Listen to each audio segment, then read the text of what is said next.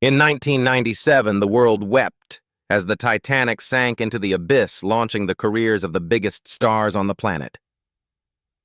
But 29 years later, the wreckage isn't the only thing that looks different. We are diving deep into the lives of the survivors and the fallen. Who stayed in the spotlight and whose career hit an iceberg? Brace yourself for a wave of pure nostalgia.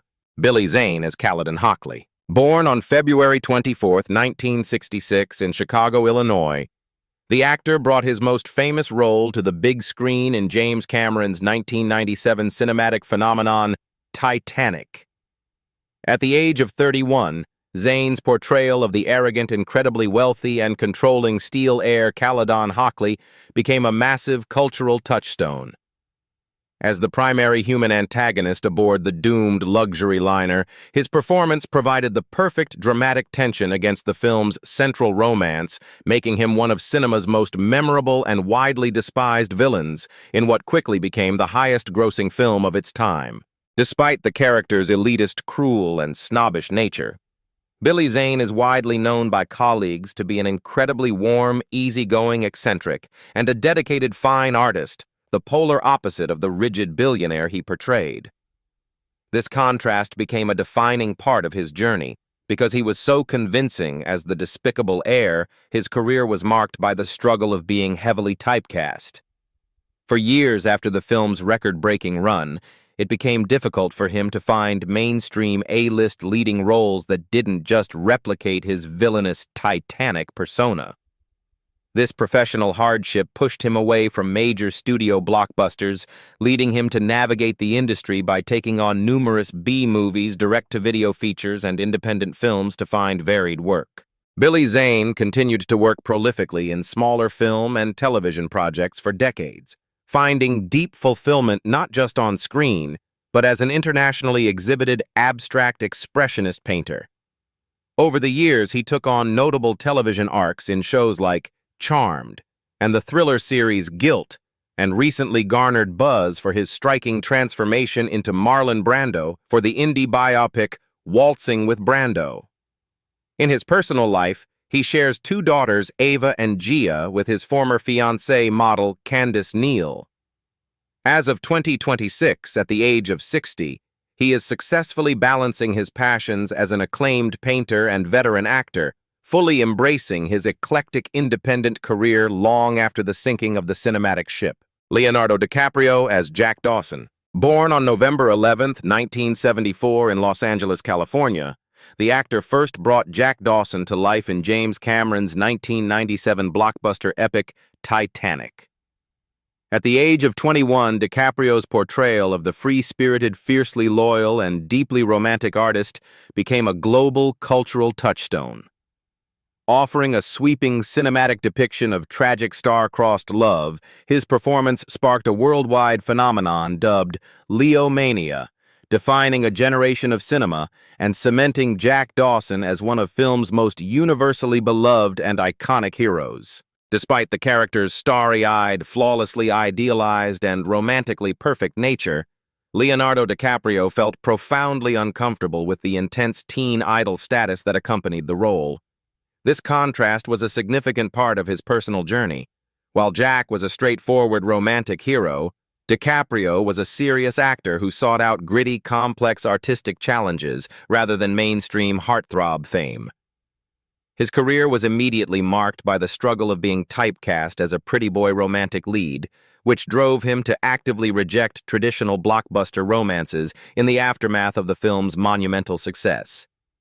To shed the suffocating idol image that threatened to box in his career, he deliberately chose darker, more unconventional projects, facing intense media scrutiny and the overwhelming professional pressure of following up the highest-grossing movie in the world. Leonardo DiCaprio continued to work in film for decades, successfully navigating these hurdles to become one of the most respected and acclaimed actors of his generation. He formed a legendary collaborative partnership with director Martin Scorsese and won an Academy Award for Best Actor for his grueling performance in the 2015 film The Revenant. Outside of acting, he has dedicated much of his personal life to environmental activism establishing a foundation to combat climate change and protect biodiversity.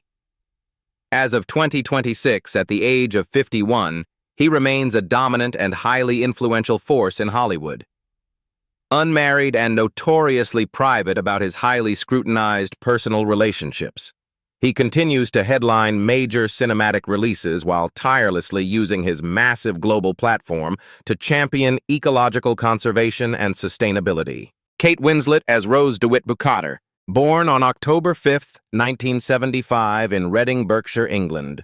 The British actress was cast in the epic romance that would permanently alter the trajectory of her career. At the age of 20, Winslet took on the role of the passionate, rebellious aristocrat who falls in love with a penniless artist aboard the doomed ocean liner.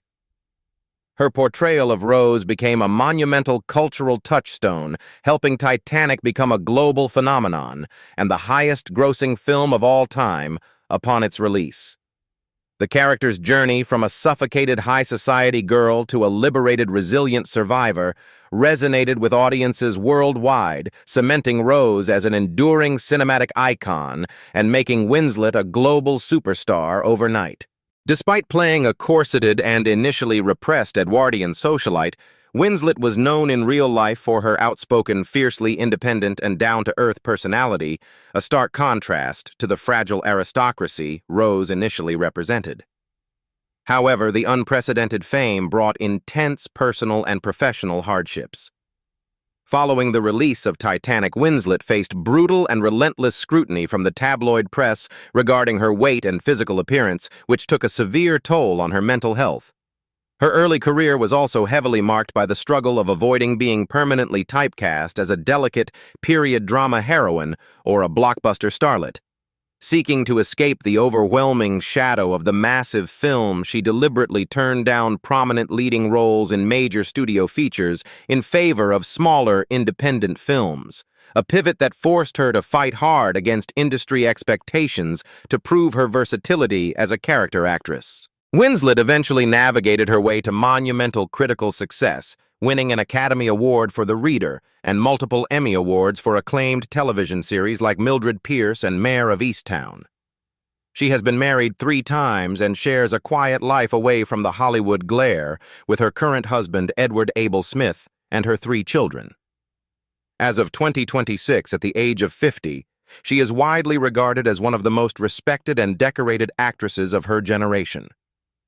Continuing to work steadily in prestigious film and television projects, Winslet has successfully maintained her status as a formidable talent who completely overcame the overwhelming shadow of her iconic breakout role. Kathy Bates as Margaret Brown. Born on June 28, 1948, the Memphis, Tennessee native had already established herself as a powerhouse actress before boarding the Ship of Dreams in James Cameron's Titanic 1997. At the age of 49, Bates's portrayal of Margaret "Molly" Brown, the new money socialite who proved to be as unsinkable as the ship was supposed to be, became a beloved highlight of the blockbuster. Her performance infused the epic tragedy with much-needed warmth, humor, and grounded humanity, cementing Molly Brown as a cultural symbol of resilience and outspoken defiance against upper-class elitism. Despite the bold, brash, and unapologetically extroverted nature of Molly Brown, Kathy Bates has often described herself as much more reserved, introspective, and at times plagued by self-doubt. This contrast mirrors the profound professional struggles she endured throughout her journey in Hollywood. Early on, she faced the heartbreak and difficulty of finding leading on-screen work, frequently originating acclaimed theatrical roles, such as in Night Mother and Frankie and Johnny in the Clair de Lune, only to lose the film adaptations to more established, bankable stars. Even after her Oscar-winning breakout in Misery, she battled the hardship of being typecast as unstable villains or eccentric side characters. Later in her career, she faced the abrupt and disheartening cancellation of her hit NBC legal drama Harry's Law in 2012, which the network axed despite its high viewership because its audience skewed too old, a stinging professional blow that highlighted the industry's rigid ageism. Bates persevered through these industry hurdles as well as significant personal hardships, including highly publicized battles with ovarian and breast cancer that led to a double mastectomy and her subsequent passionate advocacy for lymphedema awareness. As of 2026, at the age of 77, she is enjoying a spectacular career renaissance and personal transformation. Recently, shedding 100 pounds through a dedicated lifestyle overhaul, a vibrant Bates reconsidered an impending retirement to lead the wildly successful CBS reboot of the legal drama Matlock. Her critically acclaimed performance as Madeline "Matty" Matlock not only earned her a 2025 Emmy nomination and a Critics' Choice Award, but proved to a new generation that her remarkable talent remains as unsinkable as ever. Gloria Stuart as older Rose. Born on July 4, 1910 in Santa Monica, California, the veteran actress experienced an incredible career resurgence when she was cast in James Cameron's cinematic epic Titanic in 1996. At the age of 86, Stewart's portrayal of the centenarian survivor older Rose Dawson Calvert became a massive cultural touchstone, serving as the poignant emotional anchor for a film that shattered box office records worldwide. Her deeply moving performance beautifully bridged the past and present of the historical tragedy, earning her widespread acclaim and making her at 87 the oldest person to be nominated for an Academy Award for acting at the time. Despite older Rose's serene, nostalgic demeanor and singular focus on a past romance, Gloria Stuart was a remarkably pragmatic, fiercely independent intellectual whose real-life personality contrasted heavily with the sweeping romanticism of her famous character. Her professional journey was fraught with early frustrations. As a young studio contract player in the 1930s, she constantly battled against being typecast as the one-dimensional, pretty ingenue society girl or girl reporter. Finding it exceedingly difficult to secure the meaty substantive roles she desired and disheartened by a studio system that valued her beauty over her talent, she abandoned acting entirely in 1946. This long-standing difficulty in finding fulfilling work led to a near 30-year hiatus from Hollywood, during which she completely shifted gears to reinvent herself as a master printer, painter, and decoupage artist. Stewart's spectacular late-in-life stardom brought a triumphant conclusion to her acting career, leading to the 1999 publication of her memoir, I Just Kept Hoping, and subsequent roles in films like The $1 Million Hotel, 2000, and Land of Plenty, 2004. She remained a vibrant, active artist and continued her fine printing work well into her twilight years. Stuart passed away at her home in Los Angeles, California, on September 26, 2010, at the remarkable age of 100 from respiratory failure following a long battle with lung cancer. Her passing was deeply mourned across the entertainment industry, and she was widely celebrated in the aftermath as a Hollywood trailblazer whose iconic final act cemented her legacy in cinematic history, proving that artistic triumph could arrive at any age. Frances Fisher as Ruth DeWitt Bukater. Born on May 11, 1952 in Milford-on-Sea, Hampshire, England, Frances Fisher achieved immense global recognition for her turn in James Cameron's cinematic juggernaut, Titanic. At the age of 44, Fisher took on the role of Ruth DeWitt Bukater, the strict, class-conscious, and overbearing mother of Rose. Her portrayal of a desperate aristocratic widow willing to force her daughter into a loveless marriage to maintain their social standing became a cultural touchstone for Edwardian rigidity and upper-class snobbery. The character's memorable line deliveries and imposing presence helped anchor the film's exploration of the class divide, contributing significantly to the emotional stakes of the blockbuster hit. Despite her commanding on-screen presence, as the stiff and conservative Ruth Fisher is known in real life for being deeply progressive bohemian and a dedicated social activist, the polar opposite of the snobbish matriarch she famously portrayed. This stark contrast between her real personality and her most famous character led to professional challenges, particularly the enduring hurdle of being typecast. Following Titanic, Fisher frequently found herself offered roles almost exclusively as severe authoritarian or wealthy mothers, which for a time limited her opportunities to showcase her broader acting range. In the fiercely competitive entertainment industry, she also navigated the unpredictable nature of television, experiencing the abrupt cancellation of shows like the ABC drama Resurrection, and having to continually fight for dynamic roles that broke the mold of her 1997 breakout character. Frances Fisher remained resilient, continuing to build an extensive and varied resume in both film and television while raising her daughter Francesca Eastwood. She took on prominent roles in projects such as True Crime, The Lincoln Lawyer, Watchmen, and Rust, and dedicated much of her time off-camera to labor rights as a prominent and vocal board member of SAG-AFTRA. As of 2026, at the age of 73, she remains a deeply respected veteran actress and a passionate advocate for actors' working conditions. Continually active in both her craft and her activism, Fisher has successfully transcended the constraints of her early typecasting, solidifying a lasting and dynamic legacy in Hollywood. Bill Paxton as Brock Lovett. Born on May 17, 1955 in Fort Worth, Texas, the versatile actor first stepped onto the deck of the academic Mstislav Keldysh to film James Cameron's cinematic juggernaut Titanic in the summer of 1996. At the age of 41, Paxton's portrayal of the modern-day treasure hunter Brock Lovett served as the crucial framing device for the epic romance bridging the present day with the 1912 tragedy.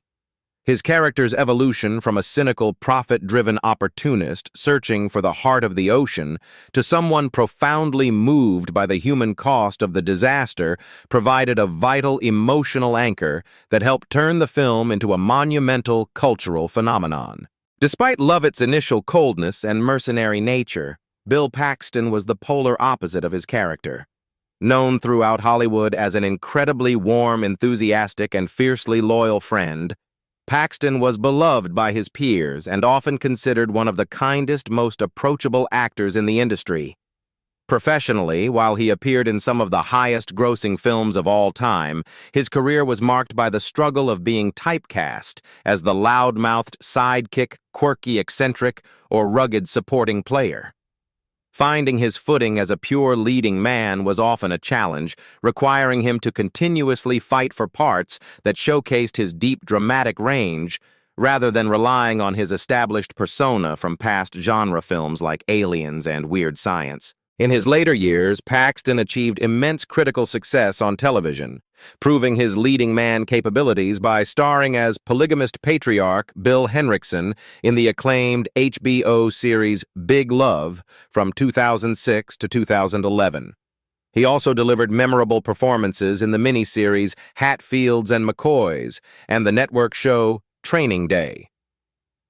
Tragically, Paxton passed away in Los Angeles on February 25, 2017, at the age of 61, due to a stroke resulting from complications following open-heart surgery to replace a bicuspid aortic valve and repair an aneurysm. His sudden death deeply shook the entertainment industry and was followed by a wrongful death lawsuit filed by his family against the hospital and the surgeon, a distressing aftermath that was ultimately resolved with a confidential settlement in 2022. Bernard Hill as Captain Edward James Smith. Born on December 17, 1944 in Blackley, Manchester, England. The versatile actor first built a prolific resume in British theatre and television before stepping onto the decks of the legendary ocean liner. At the age of 51, Hill's portrayal of the doomed Captain Edward James Smith in James Cameron's 1997 epic Titanic became a cultural touchstone. His nuanced performance captured the tragic dignity, stoic resignation, and profound guilt of the seasoned captain who went down with his ship, offering a deeply human anchor to the record-breaking blockbuster that resonated with audiences worldwide. Despite the character's aristocratic authority, stiff upper lip composure, and immense power as the captain of the world's grandest ship, Bernard Hill was deeply rooted in his working-class Catholic upbringing. Known for his gritty, grounded humanism and deep political convictions, His real personality was a far cry from the upper-crust establishment figures he often played. This contrast defined much of his early career trajectory as he initially faced immense struggles with being typecast. For years, he was intrinsically linked to his breakout television role as Yoser Hughes, a volatile, desperate, and unemployed man in the 1982 drama Boys from the Black Stuff. Escaping the shadow of Hughes's famous catchphrase, "Giz a job," proved to be a professional hardship, making it difficult for him to find diverse work without casting directors immediately associating him with the manic character.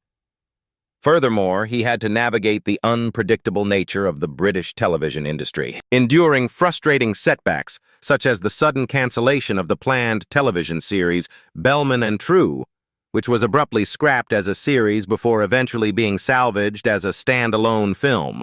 Bernard Hill continued to enjoy a prolific career, achieving the unique historical distinction of being the only actor to appear in two films that won 11 Academy Awards: Titanic and The Lord of the Rings: The Return of the King, where he famously played King Theoden. Preferring a quiet personal life away from the Hollywood spotlight, he resided in Suffolk, England, alongside his fiancée Alison and his son Gabriel. Hill passed away early in the morning on May 5th, 2024, at the age of 79 from an undisclosed cause. His sudden passing had a deeply poignant aftermath. He died on the exact day his final television project, the second series of The Responder, premiered on BBC One. He had also been scheduled to appear at the Liverpool Comic-Con that very weekend, prompting his heartbroken Lord of the Rings co-stars to deliver emotional impromptu tributes to him from the convention stage.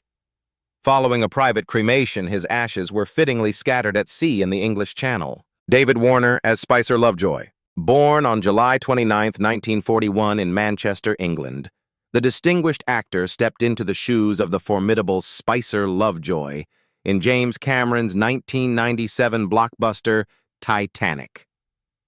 At the age of 55, Warner's portrayal of Cal Hockley's menacing, loyal valet and former Pinkerton detective added a thrilling layer of relentless tension to the romantic epic.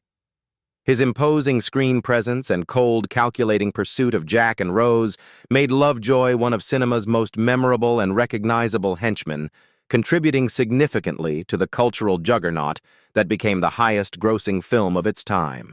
Despite a career largely built on playing sinister villains and icy antagonists, David Warner was widely described by friends and colleagues as the polar opposite of his on-screen personas. He was an incredibly gentle, unassuming, and sweet-natured man who possessed a self-deprecating sense of humor. Professionally, Warner battled profound struggles with stage fright, which became so severe that it forced him to step away from the theater where he had initially made his name as a star of the Royal Shakespeare Company for nearly 3 decades. He also dealt with the persistent challenge of typecasting, frequently finding himself boxed into go-to villain roles in Hollywood, which occasionally overshadowed his remarkable versatility and deep desire to play more sympathetic characters. Warner continued to enjoy a prolific career across film, television, and voice acting for decades, contributing to beloved franchises like Star Trek, Doctor Who, and Batman the Animated Series. After finally overcoming his severe stage fright, he successfully returned to the theater in 2001, earning tremendous critical acclaim for his performance in Major Barbara. He spent his later years enjoying a quieter life while continuing to work steadily, making his final prominent film appearance in 2018's Mary Poppins Returns. David Warner passed away peacefully on July 24, 2022, at the age of 80, from a cancer-related illness at Denville Hall, a retirement home for actors in London. His death was met with an outpouring of tributes from across the entertainment industry, with fans and co-stars celebrating both his commanding legacy as a master character actor and his extraordinarily kind heart. Jonathan Hyde as J. Bruce Ismay. Born on May 21, 1948 in Brisbane, Queensland, Australia, the classically trained actor stepped into the shoes of the White Star Line managing director in James Cameron's 1997 blockbuster. At the age of 49, Hyde's portrayal of the arrogant yet ultimately cowardly shipping magnate became widely recognized and despised by audiences. His embodiment of Ismay, who infamously pressured the captain to increase the ship's speed and later snuck onto a lifeboat while women and children perished, solidified the character as a massive cultural touchstone for corporate hubris, entitlement, and moral failure. Despite playing such a heavily criticized and cowardly figure on screen, Jonathan Hyde is a distinguished, highly respected veteran of the Royal Shakespeare Company whose gracious, grounded, and intellectual real-life personality is the complete opposite of the pompous businessman he portrayed. This stark contrast highlights his immense acting skill, but it also contributed to notable professional hurdles. Following Titanic and other 90s blockbusters like Jumanji and The Mummy, Hyde found himself heavily typecast. He frequently battled the struggle of being pigeonholed by Hollywood as the snooty aristocratic villain, the cowardly elite, or the stiff upper-lip British antagonist. This strict typecasting made it difficult for him to secure diverse leading roles or break out of the antagonist mold in mainstream film and television, often keeping him confined to specific supporting parts. Hyde continued to build a prolific career in theater, film, and television, successfully balancing his classical stage work with recurring screen roles, such as his notable turn as Eldritch Palmer in the FX horror series The Strain. He has enjoyed a quiet and stable personal life, having been married to Scottish operatic soprano Isabel Buchanan since 1980, with whom he shares 2 daughters, including film and television actress Georgia King. As of 2026, at the age of 77, he remains a respected elder statesman of the acting community. Though he now takes on more selective roles, his legacy as one of cinema's most memorable and effective character actors remains firmly intact. Victor Garber as Thomas Andrews. Born on March 16, 1949, in London, Ontario, Canada, the versatile actor brought the doomed ship's architect to life in James Cameron's 1997 blockbuster epic. At the age of 47, Garber's portrayal of Thomas Andrews became a cultural touchstone within the film, providing a deeply sympathetic and heartbreaking look at the man who realized the unsinkable ship was going down. His gentle, apologetic demeanor as the tragedy unfolded offered a profound emotional anchor to the story, making his performance one of the most memorable and universally beloved aspects of the monumental cinematic success. Despite often playing stiff, deeply serious, or tragically doomed professionals, Victor Garber is celebrated in real life as a warm, funny, and exuberant Broadway musical veteran. This stark contrast sometimes led to him being typecast as rigid authority figures, such as stern lawyers, politicians, and strict fathers, which occasionally made it difficult for him to showcase his natural comedic talents in mainstream film and television. Professionally, Garber also had to weather the volatile and unpredictable nature of the TV industry. Despite his acclaimed talent and prestige, he faced the frustration of sudden network cancellations, with promising series like Justice, Eli Stone, and Deception being axed prematurely. Alongside these career hurdles, he has privately navigated the relentless, invisible challenge of managing type 1 diabetes, a condition he was diagnosed with at age 12 while working grueling production schedules. Victor Garber continued to build an extraordinarily prolific career across all mediums, earning massive television acclaim for roles like spy patriarch Jack Bristow on Alias and the superhero Dr. Martin Stein in the Arrowverse series Legends of Tomorrow. Highly private for much of his life, he publicly confirmed his sexuality in 2012 and later married his longtime partner, artist and model Rainer Andreessen, in 2015. As of 2026, at the age of 77, he remains a highly active and revered veteran of the entertainment industry, continuing to accept new roles on stage and screen while serving as a prominent advocate for diabetes awareness and research. Suzy Amis as Lizzie Calvert. Born on January 5, 1962 in Oklahoma City, Oklahoma, Suzy Amis brought a modern-day emotional anchor to James Cameron's record-breaking blockbuster Titanic.